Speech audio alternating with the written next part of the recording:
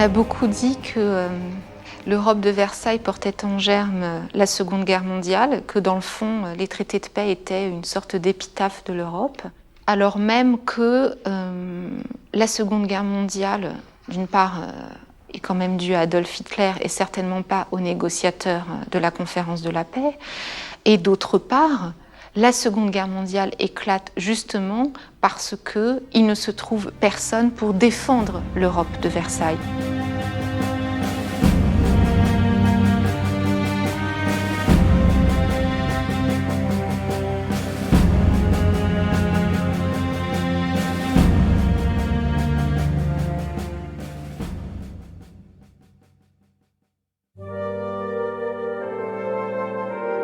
Après l'effondrement militaire et politique de leurs alliés, les Allemands ont dû, à leur tour, demander un armistice qu'ils signent à Rotonde le 11 novembre 1918. Ils ont été encouragés à le faire par les diverses déclarations du président américain Wilson et sa vision d'un monde d'après-guerre qu'il a résumé en 14 points. Relativement ouvertes, ces propositions peuvent laisser espérer à chacun des belligérants qu'il y trouvera son compte. Aussi, c'est avec beaucoup d'arrière-pensées et de nombreuses équivoques que s'ouvre à Paris, à partir de janvier 1919, la conférence qui doit établir la série de traités de paix, dont le premier sera signé avec l'Allemagne, quelques mois plus tard, à Versailles. Et pendant 5 mois, toutes les décisions vont être prises entre les 3, les 4 ou les 5 grands, en fonction de la présence du Japon ou de l'Italie, mais en tout état de cause, toujours entre la France, la Grande-Bretagne et les États-Unis. Et chaque fois qu'il y a une exigence française ou une exigence britannique qui est contestée, c'est en fait Wilson qui tranche en mettant son poids dans la balance. Président Wilson, quand il est allé à Paris pour les négociations de la traité, c'est la première fois qu'un président a voyagé hors des États-Unis pendant sa temps comme présidente. Donc pour les États-Unis, on a perdu le sens d'être isolé. Le mot isolationnisme, ça ne veut dire pas rester aux États-Unis, rester chez nous. Ça veut dire de ne pas lier nos intérêts aux intérêts des Européens. Donc après la guerre, les alliés de la guerre n'étaient pas nécessairement les alliés de l'après-guerre. Wilson, comme la plupart des Américains, est convaincu que seule une paix mondiale durable peut garantir les libertés démocratiques et le commerce international. C'est lui qui a financé la guerre et il entend bien garder la main sur les négociations. Ainsi, il craint que si les Alliés imposent des conditions trop dures aux Allemands, ceux-ci ne reprennent les armes. Son souci d'épargner les vaincus déclenche la colère des représentants belges, italiens et surtout français. Les Britanniques, quant à eux, adoptent une position prudente, puis se rangent aux côtés des Américains. Au-delà des inextricables demandes et aspirations des 27 pays participant à la conférence, tant le conflit s'est mondialisé, c'est avant tout le contentieux franco-allemand qui domine les premiers travaux des 58 commissions mises sur pied. Première surprise pour les vaincus, ils ne sont pas invités à la conférence. Pour les Allemands, les 14 points étaient quelque chose de sauvant, étaient quelque chose pour eux très important. Et ils ont cru que leur armistice, leur rendition à la fin de la guerre était basé sur les 14 points, mais le traité de Versailles n'était pas. Donc pour les Allemands, on pense qu'il y avait quelques mensogeries. Les Alliés n'avaient aucunement l'intention de se laisser dicter un ordre du jour ou de négocier avec les Allemands. Ce qu'ils voulaient, c'était faire comprendre aux Allemands que l'Europe ne devait plus jamais avoir à les craindre. En conséquence, les Allemands n'ont pas du tout été associés aux négociations préalables au traité de Versailles. Le choix de Versailles et de la Grande Galerie des Glaces n'est pas innocent pour les Français. En effet, c'est là qu'en janvier 1871, les Allemands avaient proclamé la naissance de leur empire, un symbole fort qui consacrait en même temps la défaite militaire qu'ils venaient d'infliger à la France. Avant 1914, l'armée prussienne était très crainte par ses voisins en Europe. Alors, pour qu'elle ne soit plus une menace, les pays européens ont conclu qu'il fallait réduire massivement les effectifs militaires de l'Allemagne. L'armée devait juste permettre de maintenir l'ordre à l'intérieur du pays lorsque la police n'y parvenait pas. Et pour cela, on a estimé que 100 000 hommes suffisaient.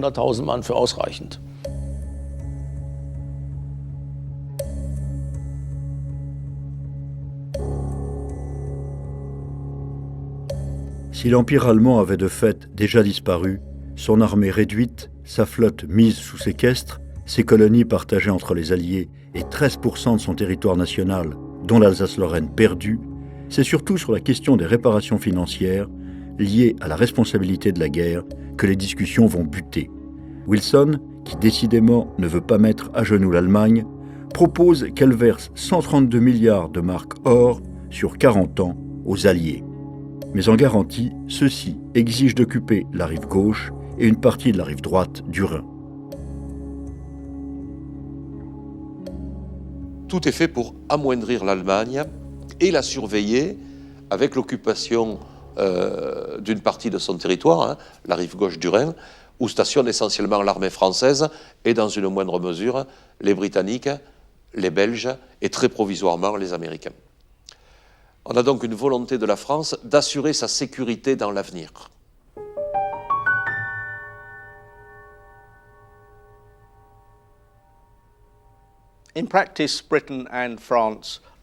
Dans la pratique, la Grande-Bretagne et la France ont abordé ces négociations de paix sous l'angle de ce qui prévalait pour elles avant la guerre. La Grande-Bretagne sous l'angle mondial et impérial, la France sous l'angle de la sécurité européenne. La Grande-Bretagne voulait que l'Allemagne puisse de nouveau participer au commerce mondial, sur lequel elle avait la mainmise. La France, elle, avait été envahie à 2 reprises en peu de temps par l'Allemagne et voulait s'assurer qu'il n'y aurait pas de troisième fois en réduisant la capacité de l'Allemagne à faire la guerre. La Grande-Bretagne voulait que l'Allemagne fasse contrepoids à la France en Europe. D'autant plus que la Russie ne pouvait plus jouer ce rôle puisqu'elle s'était effondrée. Cette situation a renforcé le rôle de l'Allemagne au sein de l'Europe. La chose la plus importante pour les Britanniques aussi, c'est que les deux puissances sont relativement pareilles. Il faut punir les Allemands, il faut protéger la France, mais une Europe qui était dominée par la France n'est pas bon pour les États-Unis non plus. Dans ce sens, les États-Unis ont insisté que la France repaye toutes leurs dettes et les Français n'ont pas compris. Nous avons payé le sang, vous avez payé l'argent.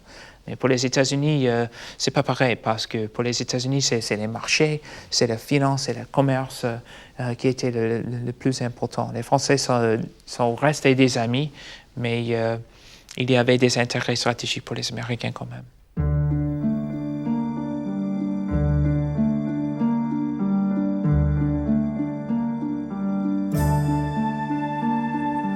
Le grand projet de Wilson, c'est la Société des Nations, une association des nations réunies afin d'instaurer une paix durable en Europe et dans le monde. La SDN, c'est ce qui intéresse le plus Wilson.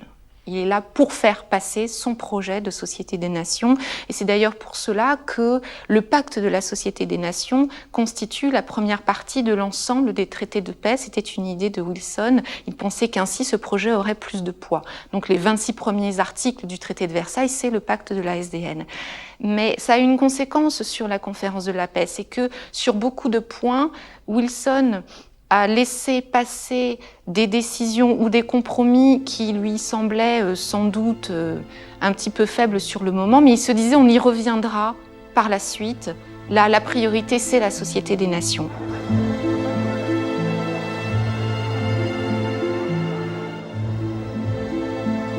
Certes, le projet honorable, grandiose, veut marquer une rupture avec l'ordre ancien qui a conduit à la grande boucherie de la guerre. Mais beaucoup de nations, comme l'Italie, qui sortent ruinées du conflit, ont pour l'heure bien d'autres inquiétudes.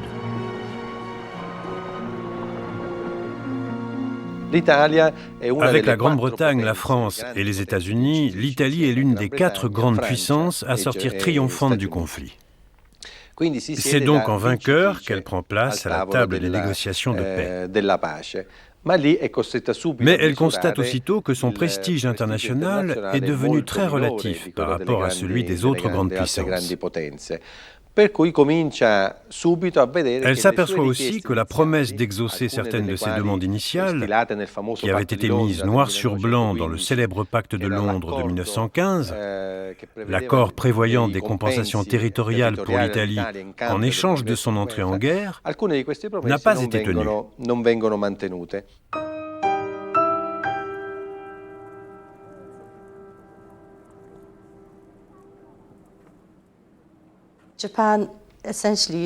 Pour les Japonais, le réveil a été brutal. Ils n'avaient pas réalisé que les parties européennes allaient avoir leur mot à dire dans les négociations de paix en Asie. Jusque-là, ils avaient raisonné de manière assez simpliste, en termes de zone d'influence. Eux allaient participer aux négociations de paix concernant l'Asie de l'Est. Et les parties occidentales auraient voix au chapitre sur le front occidental.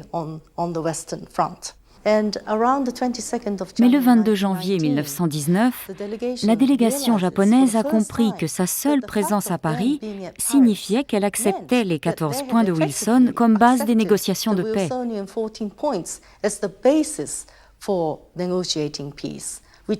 L'une des clauses importantes de ces 14 points portait sur la création de la Société des Nations. Or, le Japon ne s'était même pas encore prononcé sur sa position à ce sujet.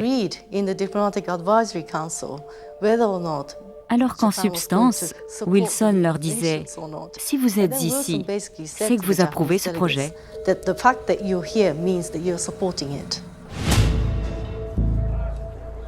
Faire respecter le droit international, abolir la diplomatie secrète, résoudre les conflits par arbitrage, aller vers un désarmement général sont les objectifs essentiels pour Wilson. Mais ces nobles intentions se heurtent rapidement aux situations insolubles, nées en particulier de la dislocation des empires austro-hongrois et ottomans et à l'affrontement de priorités nationales en Europe. Wilson a pensé que ce qui est bon pour les États-Unis, c'est bon pour le monde. Et c'est ce sens messianique d'amener les idées, le mode américain au monde. C'est quelque chose pour lui très, très important. Cette conférence va recevoir des délégations venues de tous les pays du monde et de tous les territoires du monde. Il y a 2 délégations chinoises différentes. Il y a une délégation kurde, une délégation arménienne. Il y a même une délégation qui vient de l'île Maurice pour demander à ce que l'île Maurice quitte le giron britannique et redevienne une colonie française. Donc on reçoit des délégués de tous les pays, puisque le fameux appel de Wilson au droit des peuples à disposer d'eux-mêmes et à l'autodétermination des peuples a bien sûr enflammé les esprits dans toutes les élites nationales, dans toutes les élites locales. Le principe du droit des peuples à disposer d'eux-mêmes, qui va être avancé à la fin de la Première Guerre mondiale, répond bien à cette idée que des États-nations bien constitués, disposant de leur territoire national propre, vont être stables, ne pas s'agresser les uns les autres, et que donc va être constituée une sorte de paix perpétuelle. Le grand problème, c'est de déterminer le territoire judicieux des nations, et même de savoir quelle communauté de peuples forme ou non une nation. Ce qui fait d'ailleurs qu'on va inviter au traité de la paix, aux conférences de la paix, on va inviter des experts, on va inviter des linguistes, on va inviter des ethnologues, et on va inviter des historiens pour leur demander de définir quelles sont les nations qui existent en Europe et quel est le territoire effectif de chacune. On prend en compte les droits historiques. Encore faut-il savoir jusqu'où est-ce qu'on remonte. On prend en compte le droit des peuples à disposer d'eux-mêmes. On prend également en compte les intérêts économiques et enfin les questions stratégiques. Et l'ensemble de ces critères ne se recoupent évidemment pas toujours. Et là est la difficulté. Alors lorsque l'on a 2 pays qui se disputent un territoire, on fait entrer en jeu les questions stratégiques, à savoir ces pays-là sont-ils du côté des ennemis ou du côté des alliés? Est-ce que ce sont des ennemis secondaires ou des ennemis principaux? Évidemment, la plus grande difficulté, c'est quand deux pays alliés se discutent un même territoire. Si la conférence de Paris et la mise sur pied de la Société des Nations connaissent quelques vrais succès, les échecs concernant les découpages territoriaux sont beaucoup plus nombreux. En Italie, en Europe centrale, dans les Balkans, au Moyen-Orient, en Afrique, chaque tentative de répartition des espaces est source de graves tensions. Quant aux Japonais, entrés dans la guerre par pur calcul, ils doivent rapidement déchanter et se plier au réalisme politique des Alliés. Les Japonais ne s'attendaient pas à ce que leurs revendications territoriales, notamment le Shandong et les îles micronésiennes, constituent un problème. Et cela en grande partie parce que des accords secrets avaient été signés par la Grande-Bretagne, la France et l'Italie en 1917. Mais les États-Unis ont argumenté qu'ils ne connaissaient pas l'existence de ces accords secrets et donc qu'ils ne pouvaient les reconnaître. Les Japonais n'étaient pas les seuls pour qui cela était un problème. Les Britanniques et les Français avaient eux aussi signé ces traités et avaient tout intérêt à ce qu'ils soient respectés. Alors ils ne voulaient pas y renoncer. Cela a commencé à créer des tensions autour de la table de négociation, et plus particulièrement entre les quatre grands dirigeants, Woodrow Wilson, George Clemenceau, Lloyd George et Vittorio Orlando, qui se sont réunis dans une petite pièce pour discuter des conditions de la paix. De manière générale, les États-Unis étaient toujours isolés dans ces négociations parce qu'ils avaient une approche beaucoup plus moralisatrice.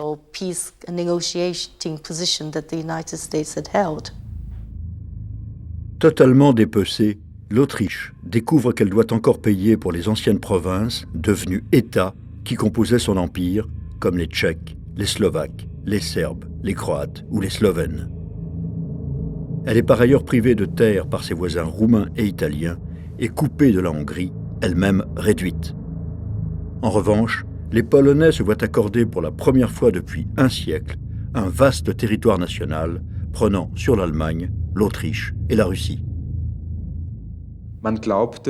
On était très confiant sur le déroulement de ces négociations de paix. On pensait notamment que le principe des nationalités allait être respecté partout. Mais ce n'est pas ce qu'il s'est passé à Saint-Germain. Et les frontières n'ont pas été définies selon le principe de nationalité, mais selon des critères historiques. Ainsi, un grand nombre de germanophones ne se sont pas retrouvés dans la nouvelle République d'Autriche allemande, mais en Bohême, en Moravie, en Hongrie ou dans l'État des Slaves du Sud.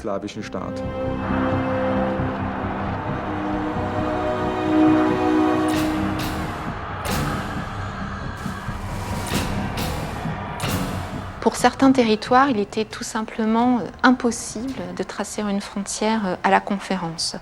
À partir de là, les grandes puissances ont décidé, dans un certain nombre de cas, d'appliquer un plébiscite, c'est-à-dire, dans le fond, d'appliquer le droit des peuples à disposer d'eux-mêmes, de demander aux populations localement à quel État elles décidaient d'appartenir.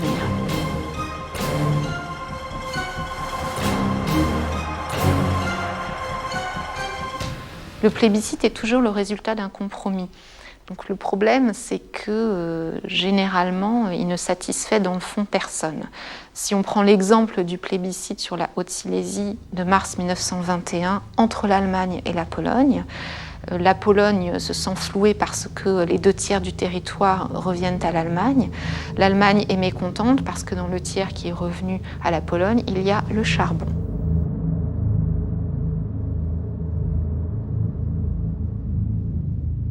Il y a des germes de conflits futurs parce que pratiquement dans chaque de ces pays, il y a une zone qui est contestée par les voisins, soit il y a des minorités qui ont leur vision du futur particulière et différente de la majorité. La Pologne est un bon exemple. Entre 1921 et 1939, c'est un pays multinational où les minorités constituent à peu près 31% de la population. C'est-à-dire quand nous parlons de la Pologne et des Polonais, nous parlons aussi des Ukrainiens, des Biélorusses, des Juifs, des Allemands qui vivent dans les territoires polonais.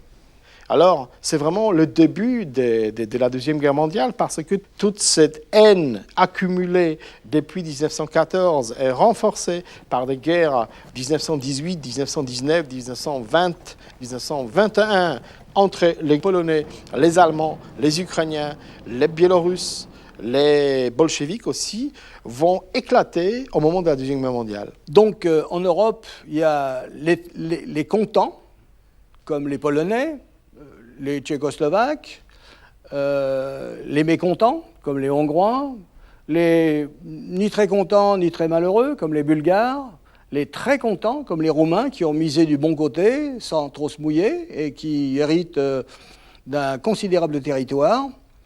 Et puis, il y a les vaincus, les vrais vaincus, l'Empire ottoman. Le traité de Sèvres, en 1920, est un traité véritablement colonial.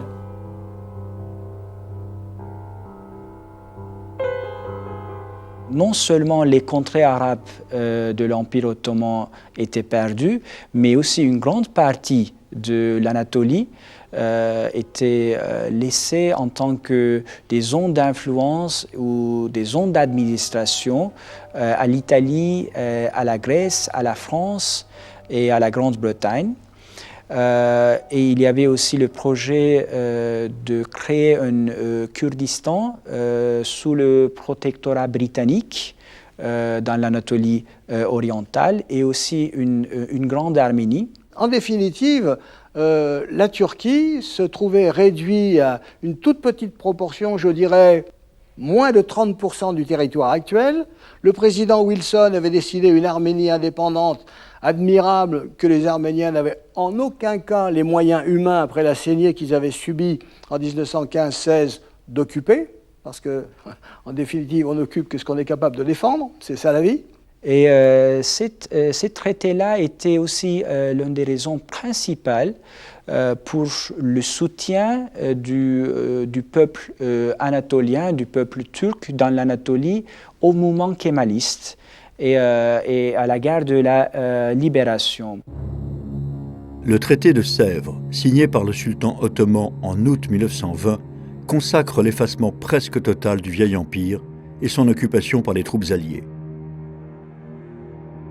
Mais il dresse contre lui toutes les populations turques qui soutiennent massivement le mouvement de révolte lancé par un jeune général nommé Mustafa Kemal. Regroupées sous son commandement, les troupes turques, après des combats très violents, contraignent les contingents français, britanniques et italiens à quitter les territoires qu'ils occupaient.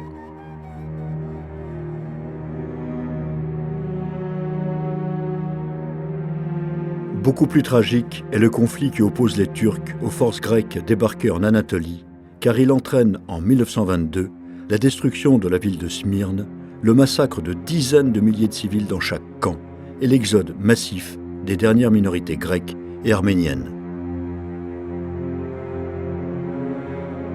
Après 10 ans de guerre ininterrompue, une nouvelle Turquie, portée par l'élan né de la révolution kémaliste, voit le jour. Le 29 octobre 1923, Mustafa Kemal est élu président de la République et entre dans l'histoire sous le nom d'Atatürk, le père des Turcs. L'Empire ottoman classique avait réussi à mettre au point un système qui permettait de gérer dans un même espace des communautés ethniques et religieuses différentes, compte tenu qu'on cloisonnait un peu les populations en communautés. Mais au moins, il n'y avait pas de revendication territoriale.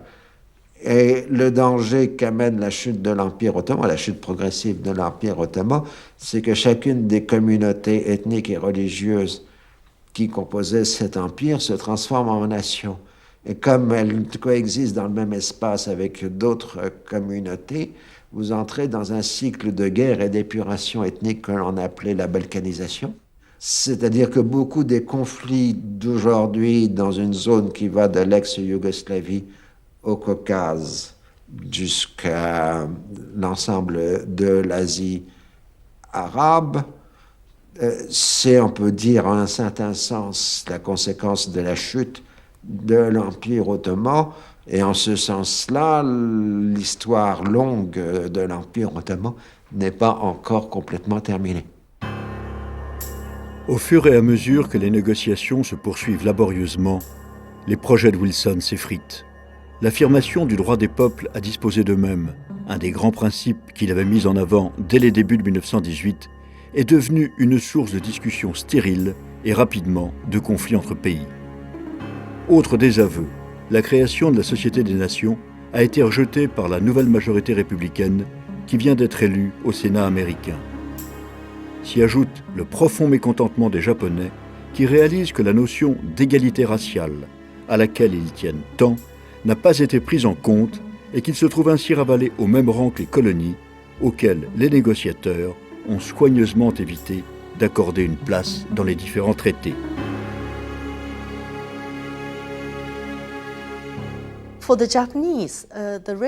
Pour le Japon, l'acceptation ou le refus du principe d'égalité raciale allait déterminer si le concept de Société des Nations était juste. S'il était refusé, alors la Société des Nations ne pouvait pas être considérée comme un organisme international juste, et inversement.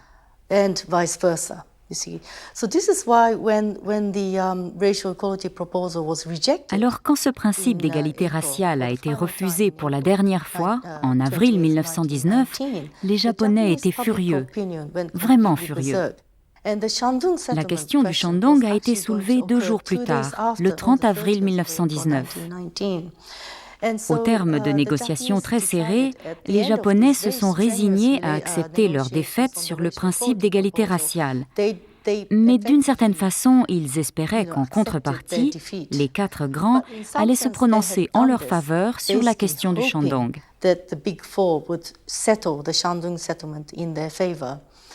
Et Wilson sentait que la coupe était pleine pour le Japon et que le pays risquait de quitter la Société des Nations s'il ne se prononçait pas en sa faveur sur l'affaire du Shandong. Tout cela coïncide exactement avec le moment où les Italiens ont essayé de se retirer de la conférence à cause de la question de Fiume. Un des cas les plus symboliques de l'incapacité à appliquer la liberté des populations à disposer de leur destin est la ville de Fiume, sur la côte dalmate, revendiquée à la fois par l'Italie et le royaume des Serbes, Croates et Slovènes. En septembre 1919, le célèbre poète italien Gabriele D'Annunzio popularise la crise en s'emparant de la ville et résume le dépit des Italiens devant le peu de prix accordé à leur sacrifice en lançant le slogan de la victoire mutilée. La question de Fiume est très importante pour la compréhension de l'ambiguïté des principes wilsoniens, en quelque sorte. Vous avez une ville qui n'a pas été promise à l'Italie en 1915, mais dont le centre-ville était peuplé à 100% d'Italiens, mais où les alentours étaient peuplés par les Croates. Alors, comment résoudre ce problème? Selon quelle nationalité on va trancher? Et ce problème va peser pendant la conférence de la paix dans les rapports entre l'Italie et le royaume des Serbes, Croates et Slovènes. Et ça va peser tellement qu'à un moment donné, le représentant italien va se retirer de la conférence.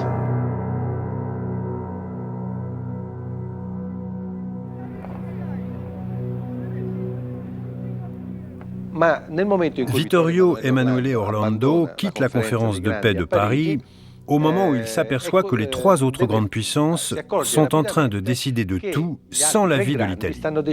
Voilà comment la campagne de presse, orchestrée par Gabriele D'Annunzio, va enflammer et alimenter le sentiment de victoire mutilée, selon le terme consacré.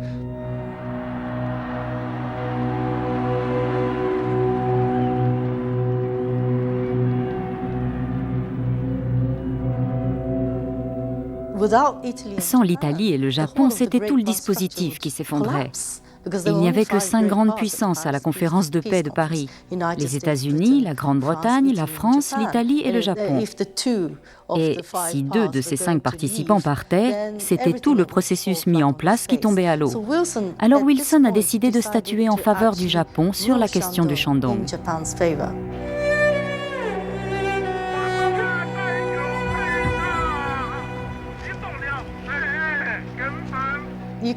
Vous pouvez imaginer la déception des Chinois.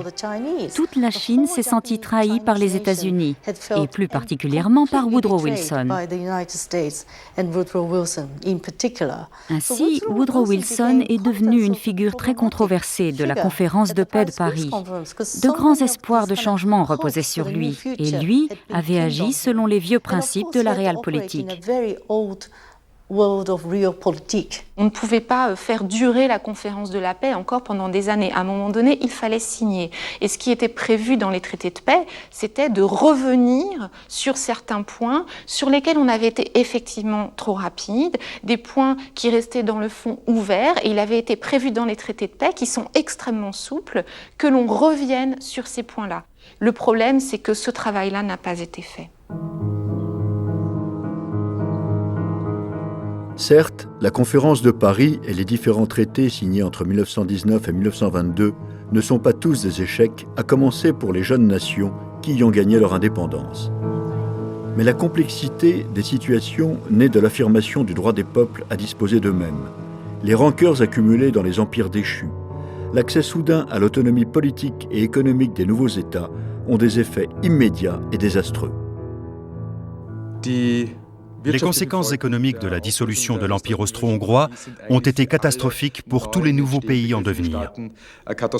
Même si, dans l'euphorie de l'indépendance, beaucoup d'entre eux ne s'en sont pas rendus compte. L'armée austro-hongroise représentait un immense système économique, une unité économique, dont les différents acteurs se complétaient. La partie hongroise constituait le grenier de l'Empire et approvisionnait en grande partie la partie autrichienne. C'est dans la zone autrichienne que se trouvait la plus grosse partie de l'industrie, en Bohême, en Moravie, à Vienne et à Wiener Neustadt. Et puis elle avait l'accès à la mer, par la côte croate ou slovène. Tout cela formait un ensemble. Or, la désagrégation de l'Empire a donné naissance à de nouvelles frontières et cet espace économique unifié a disparu.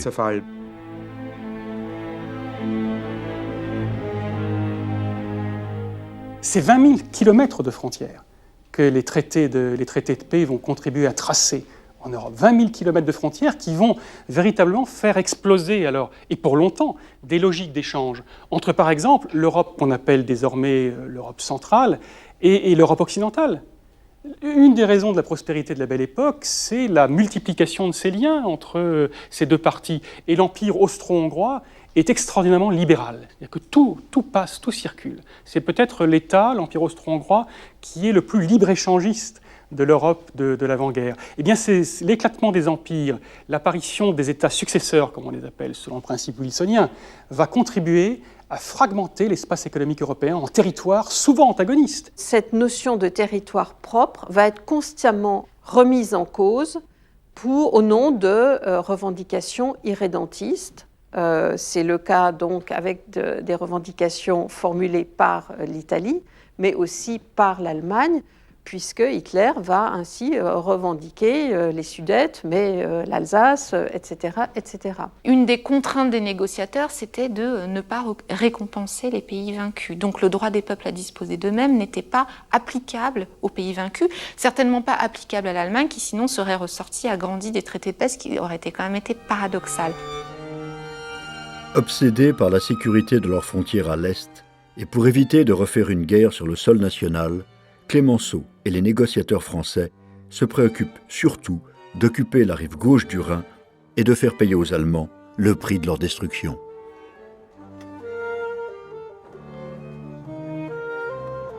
Dans cette logique, un point marquant de la conférence de la paix est l'article 231 qui déclare l'Allemagne et ses alliés seuls responsables de la guerre. Une responsabilité morale qui doit se concrétiser par des réparations matérielles.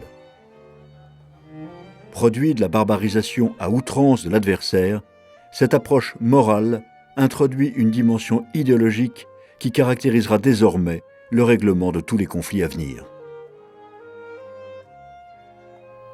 Il y a un point qui va vraiment être un point d'achoppement et que les gouvernements allemands successifs dès la République de Weimar n'auront de cesse de lutter contre lui, c'est d'imposer la reconnaissance de la responsabilité totale et exclusive de l'Allemagne dans le déclenchement de la guerre et donc de la catastrophe.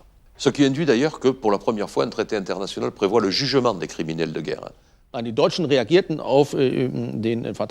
Les Allemands, aussi bien les cercles politiques que l'opinion publique, ont réagi avec indignation à la lecture de ce projet de traité.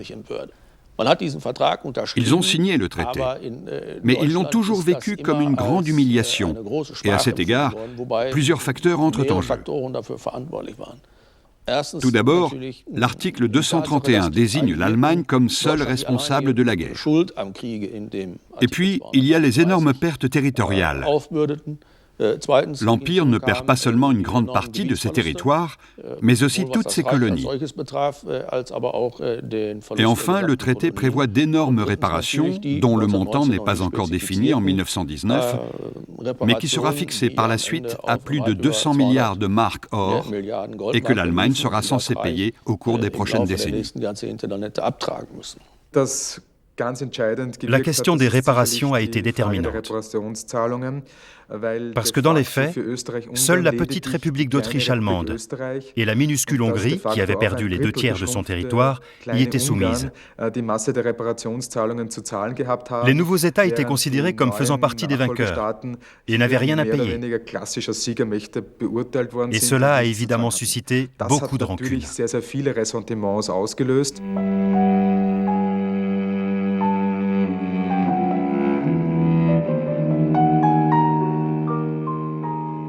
Quand on fait la paix, on essaye de se réconcilier avec un ennemi qui a été tellement déshumanisé pendant 4 ans que cette paix, cette réconciliation dans les têtes, avouons-le, c'est un échec. Versailles ne parvient pas à combler le fossé de sang qui s'est instauré entre les combattants.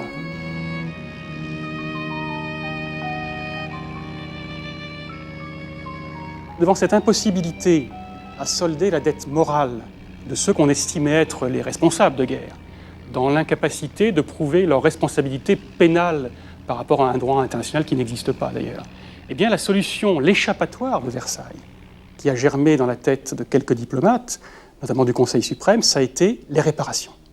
Tout se passe à Versailles comme si, dans l'incapacité de solder la dette morale, les pays alliés décidaient d'imposer aux vaincus une dette pécuniaire, une dette financière. Donc il y a vraiment ici une première idée intéressante, c'est que l'idée même des réparations imposées à l'Allemagne contribue pour longtemps à politiser les circulations d'argent. Désormais, vous voyez, faire passer de l'argent d'un pays à un autre, comme c'était le cas avant 1913, ça va devenir une question politique. Ça va devenir une question politique. Est-ce que cet argent qui circule ne serait pas mieux employé à payer les réparations ? Vous voyez, la fin de la guerre, la paix, au vu des traités internationaux, laisse entière et sur des bases complètement nouvelles, la question de la remise en forme de la paix financière.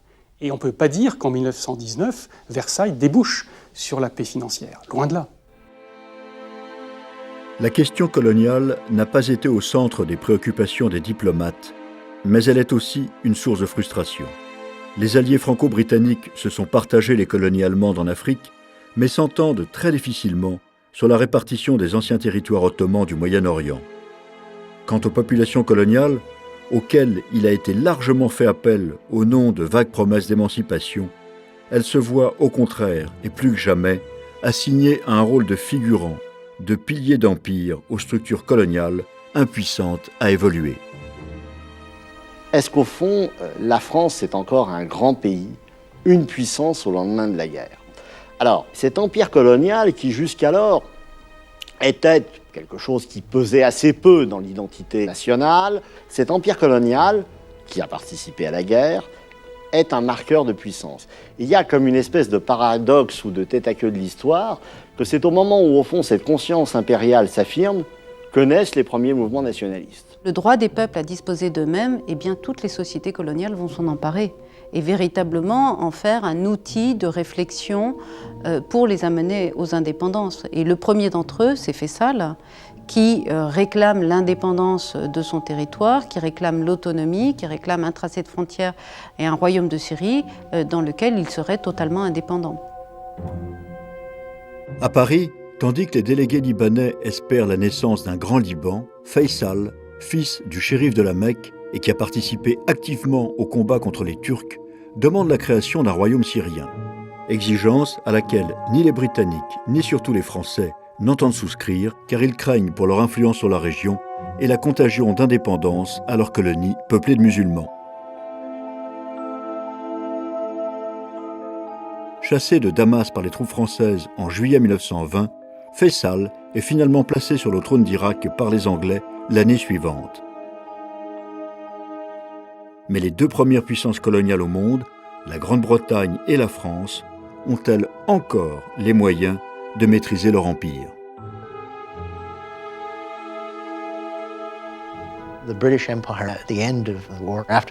À la fin de la guerre, après la signature du traité de Versailles, l'Empire britannique se trouve à son apogée. Il s'est vu confier un certain nombre de mandats de la Société des Nations, en d'autres termes de colonies, notamment en Afrique et au Moyen-Orient, régions dans lesquelles la Grande-Bretagne n'était pas très présente jusqu'ici. Mais à cause de la guerre, l'économie britannique est au plus mal. On ne peut pas parler de faillite, mais on n'en est pas loin. Et l'extension de l'Empire britannique entraîne des coûts de sécurité accrus. Alors pour la Grande-Bretagne, c'est source de problèmes. Comment protéger ces nouveaux territoires? Des territoires qui, de surcroît, ne sont pas enchantés à l'idée de se retrouver sous mandat britannique. Je pense notamment à la Palestine, qui ne se sent pas à sa place au sein de l'Empire britannique. Et ce sentiment est exacerbé par la déclaration de Balfour en 1917, qui fait de la Palestine la nouvelle patrie des Juifs.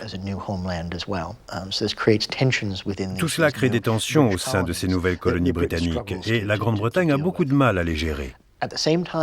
Parallèlement, les liens qui constituaient le ciment de l'ancien empire s'affaiblissent.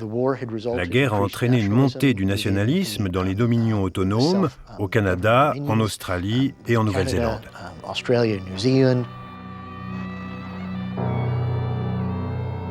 Ayant subi des pertes très élevées lors des combats et mesuré toute l'importance de leur engagement, les Dominions britanniques d'Australie, de Nouvelle-Zélande ou du Canada sortent de la guerre bien déterminés à faire reconnaître une identité nationale propre et à faire évoluer leur statut politique. Vimy est très symbolique pour le Canada.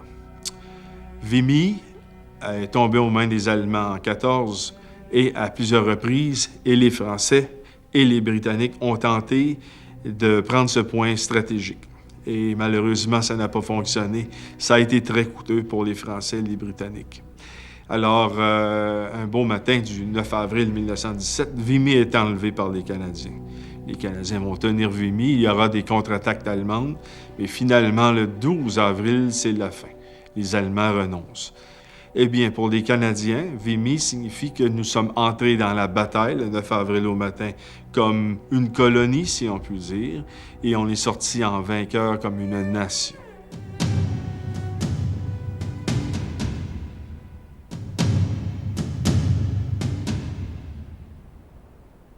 Bien sûr, il y a eu des morts. Bien sûr, ça a provoqué de grandes tristesses au sein des familles qui ont perdu des êtres chers. Mais ceci dit, la Première Guerre mondiale, sur les plans politiques et diplomatiques, va être très bénéfique pour le Canada. Le Canada va s'émanciper.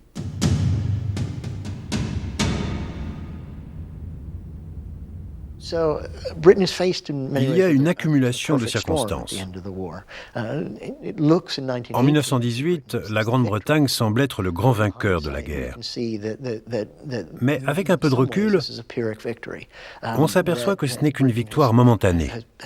La Grande-Bretagne a désormais beaucoup plus de problèmes sur les bras et beaucoup moins d'argent dans les caisses.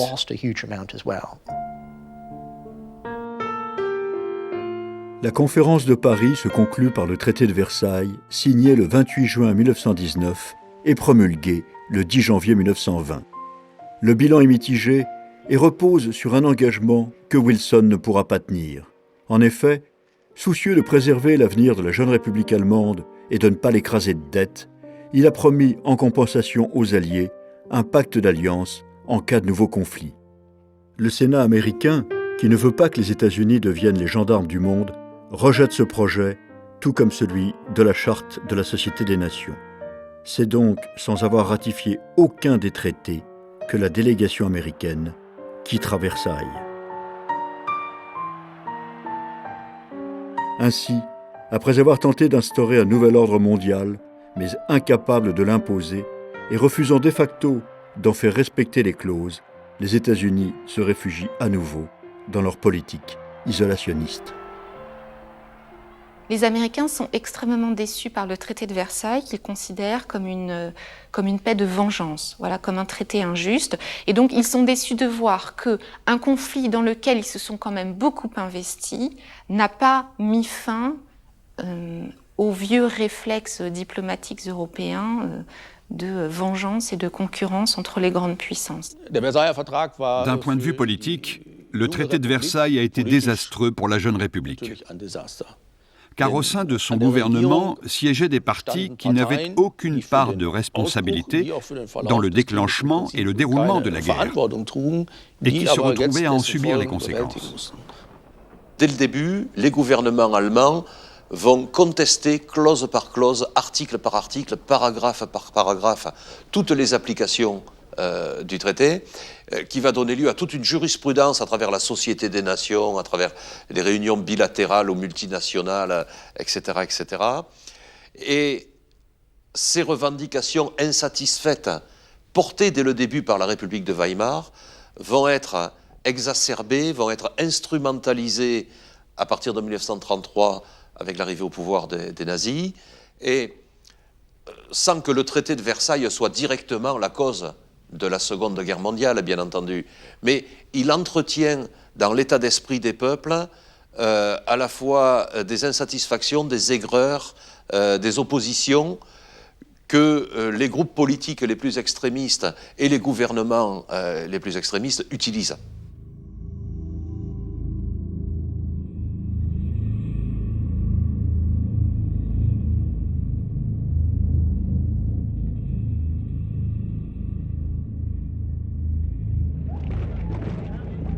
Tandis qu'en Allemagne se développe la théorie du coup de poignard dans le dos pour tenter de justifier la défaite des armées impériales, en Italie, c'est la thèse de la victoire mutilée, confisquée par les Alliés, qui se propage.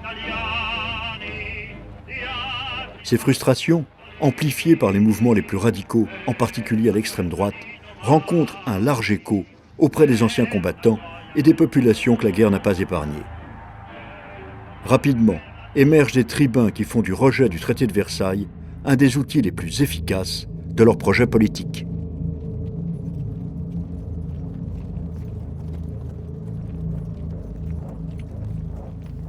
Dans le cadre des États-nations, ont pu se développer des revendications démocratiques, voire des revendications de justice sociale. Mais contre ces revendications démocratiques, voire socialistes, un autre nationalisme se développe, conservateur, xénophobe, voire réactionnaire, qui va promouvoir la nation, le nationalisme, contre la démocratie, contre le socialisme.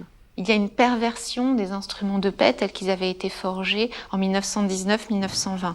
Par exemple, le traité des minorités, celui qu'on appelle le petit traité de Versailles, parce qu'il a été signé par la Pologne le 28 juin 1919, eh bien, visait à protéger les minorités, leur accorder la liberté religieuse, l'égalité devant la loi. Et dans ce traité-là, on prévoyait également qu'une éventuelle violation de leurs droits pourraient être portés devant la Société des Nations et être ainsi défendus.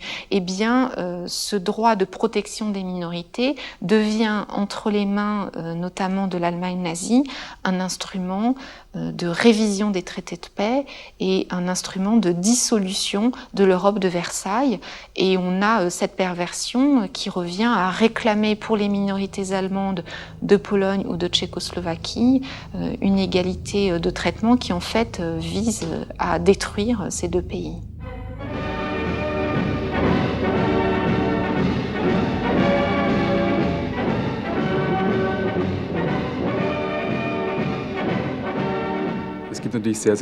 Nombreux sont ceux, notamment parmi les historiens, qui pensent que la Première Guerre mondiale et les traités de paix signés portaient en eux les germes de la Seconde Guerre mondiale. Personnellement, je pense qu'il faut être très prudent. Il ne faut pas oublier tout ce qui s'est passé sur le plan politique entre les deux guerres. En revanche, je pense que la Première Guerre mondiale permet d'expliquer un certain nombre de phénomènes de politique intérieure, notamment un certain fatalisme et une radicalisation. Les grands dictateurs de la Seconde Guerre mondiale ont tous eu un parcours militaire. Cette guerre a profondément marqué leur psychisme. Hitler, Staline, Mussolini ont tous vécu la Première Guerre mondiale et ont vu certaines choses. Et pour moi, c'est ce qui a été le plus déterminant.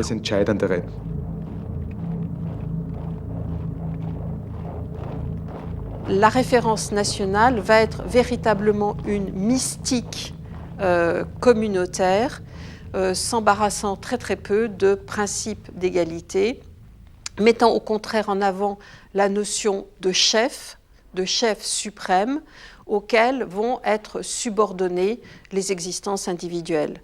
Et la Première Guerre mondiale, l'engagement extrêmement fort qu'elle va demander des individus, l'accumulation de sacrifices, la perte d'espoir aussi qu'elle va susciter chez les individus, va d'une certaine manière aussi promouvoir cette mystique nationale belliciste.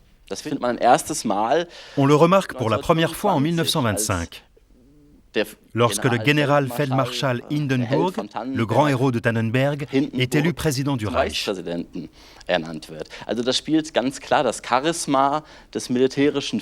Et c'est en grande partie grâce à son aura de héros de guerre qu'il a pu rassembler la droite derrière lui. Mais au cours des dernières années de la République de Weimar, les valeurs changent. Ce n'est plus le héros de guerre qui est adulé, mais le simple soldat, qui est considéré comme le porteur de l'esprit du front, pour reprendre l'expression de l'époque. Et c'est du pain béni pour Hitler. Car dans ce contexte, il parvient à faire valoir son parcours de petit caporal de la Première Guerre mondiale. Et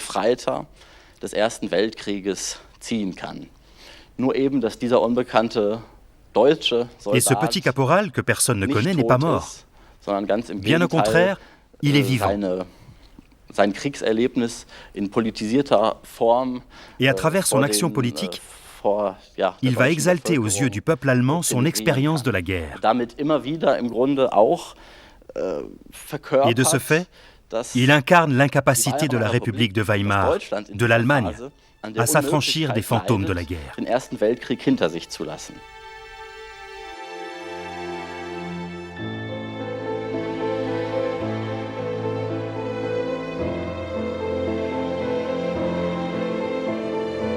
La France, largement ruinée et saignée à blanc. La Grande-Bretagne, gravement fragilisée. Les États-Unis, à nouveau repliés sur eux-mêmes. L'Italie et le Japon, spoliés de leur victoire. La Russie, sortant à peine d'une sanglante guerre civile. L'Allemagne et l'Autriche, plongées dans une longue crise politique et économique. Les jeunes nations des Balkans et de l'Europe centrale, n'en finissant pas de contester leurs frontières, la Turquie en devenir, quel est le véritable vainqueur de cette Première Guerre mondiale ? Le pays qui sort incontestablement le grand vainqueur de la guerre, ce sont les États-Unis. Alors, des États-Unis qui, bien sûr, sur le plan économique, sont assurément la première puissance économique mondiale au lendemain du conflit, mais la victoire économique des États-Unis n'est pas seulement une victoire du chiffre.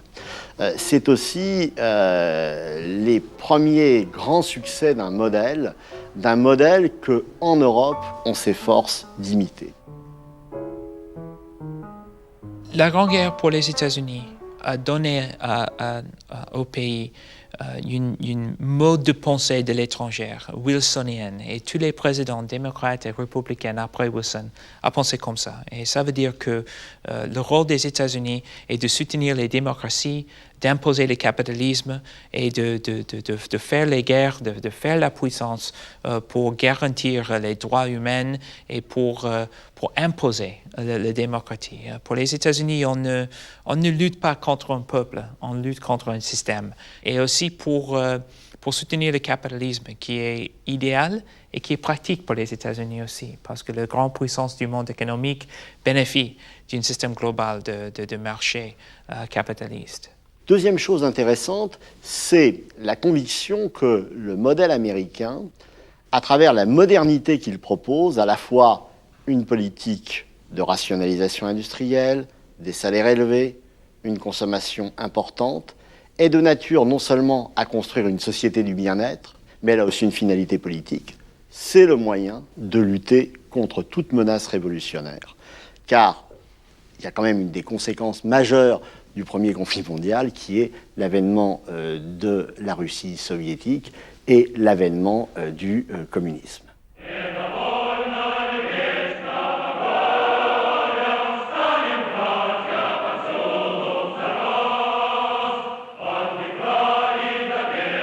Malgré leur soutien aux armées blanches anti-bolcheviques, les alliés occidentaux ne sont pas parvenus à empêcher l'avènement du communisme en Russie.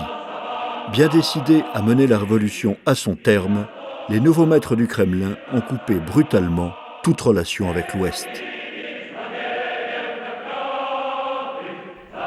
Versailles, c'est très loin, ça témoigne de quelque chose de ce dont on ne veut pas faire. Au contraire, on va se projeter officiellement vers une nouvelle diplomatie, vers une nouvelle manière de penser le monde, sans annexion, sans contribution.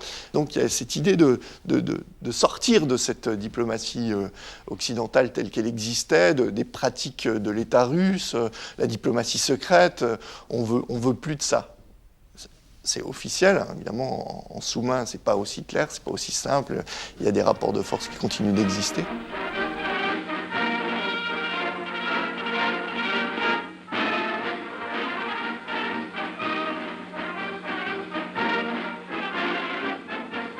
En 1922, après 4 ans d'une guerre civile qui fera entre 8 et 20 millions de morts, l'Union des républiques socialistes soviétiques s'impose et va devenir un modèle pour les uns et une menace pour les autres.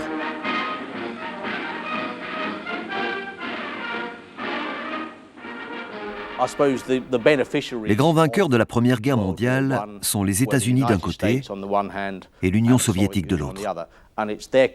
Et la confrontation de ces deux grandes puissances a déterminé le cours de l'histoire pendant une grande partie du XXe siècle. Il a fallu une grande partie du siècle pour que l'ordre mondial créé par cette guerre, l'affrontement des grandes puissances, prenne fin.